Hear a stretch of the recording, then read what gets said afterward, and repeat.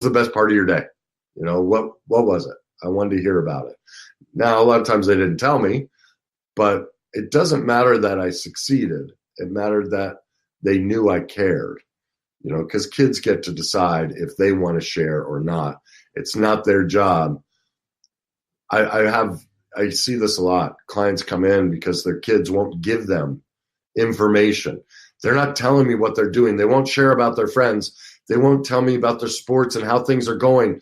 I feel so isolated and alone. They need to tell me that stuff. And I'm like, did you hear what you just said? Like, think about that. If you want your child to share their whole life story with you, that's a red flag. You're trying to get in an intimate relationship with them. It's none of your business unless they want to share it. But your need, this goes back to the possessive parent, your need to feel close and attached to them. That's about you and your own insecurities, and you're trying to extract emotion from your child so you feel loved and cared for. And if they don't share what's going on in their life, you feel abandoned and rejected. Well, it's not our child's job to manage our abandonment and our rejection.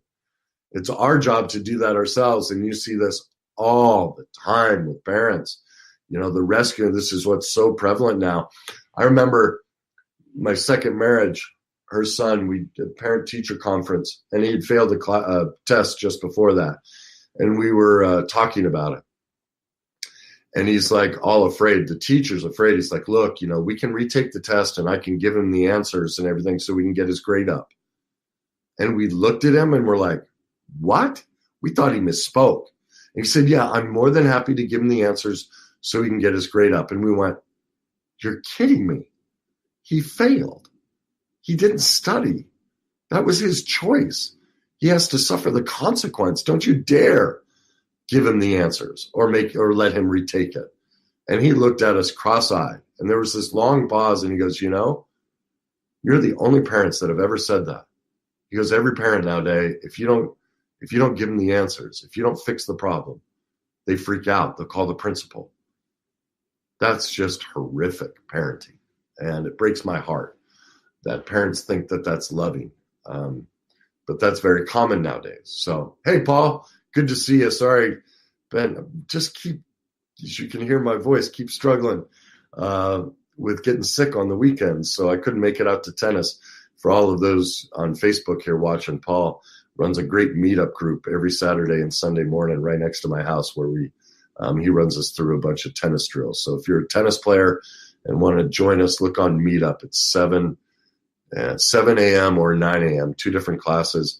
And Paul, I'm drawing a blank on the park, damn it, that we play at. It's right down the street for me, and my mind is blank. But at any rate, if you like to play tennis and want some instruction, I divert a little bit. So anyway, getting back to parenting,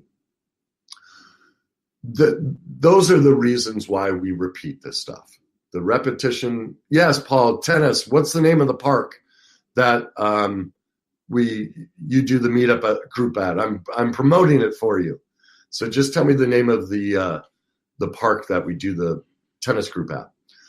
But the reason we repeat is the repetition compulsion. I'm just going to summarize.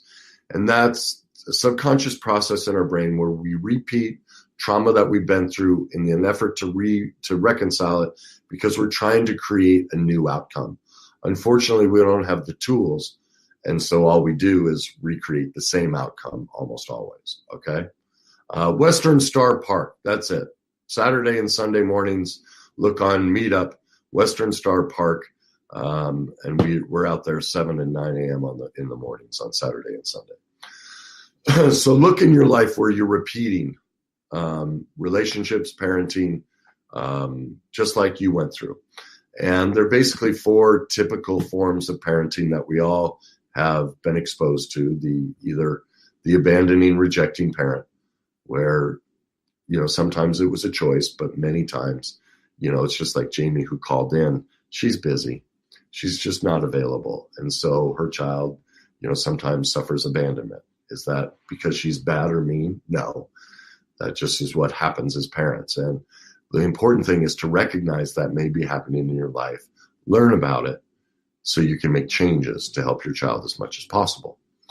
Then there's the possessive parent. This is the parent who really is trying to possess the heart of a child emotionally. They're trying to get the child to depend on them.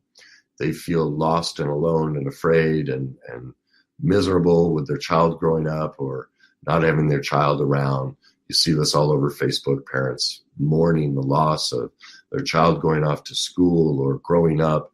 It's breaking their heart. That's incredibly damaging to a child. Then there's the domineering or controlling parent. I think that's self-explanatory. You know, a very insecure parent who has to be right all the time and control your choices. And obviously the hypercritical parent where you can just do no right. And so a lot of us will pick this in a partner, whether it be the exact same thing or the polar opposite, because we're trying to reconcile it. So take a look in your own life and see how that plays out. Once again, if any of that sounds familiar to you and you want to learn more about it, I highly recommend you get my book, Your Journey to Success, but also this one, The Emotionally Abusive Relationship. You'll really learn a lot about the parenting styles and the relationship you're in. So I'd highly recommend you get that. But I want to thank everyone for tuning in tonight. I really appreciate, as always, you watching. Make sure if there's a topic you want to discuss, send me a private message, make a comment here below. Whatever it is you want to talk about is what I'd like to deal with.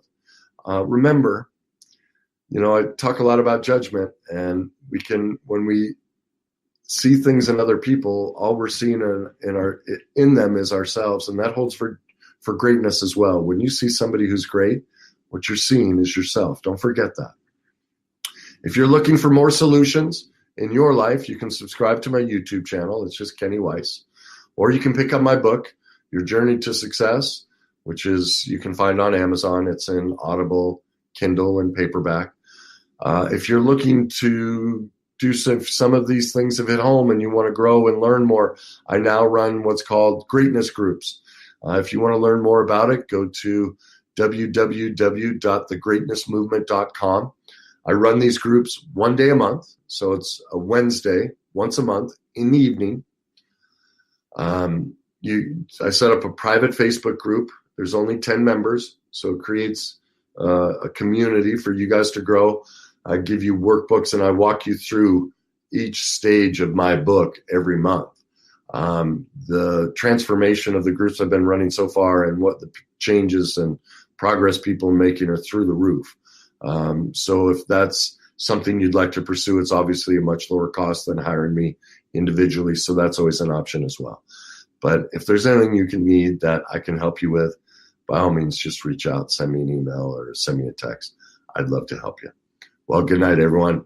Have a great night. Hope you had a great 4th. And once again, I really appreciate you watching. Take care.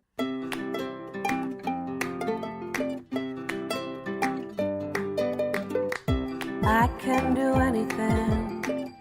I can reach any goal today. I can do what I want. I can be what I want to be.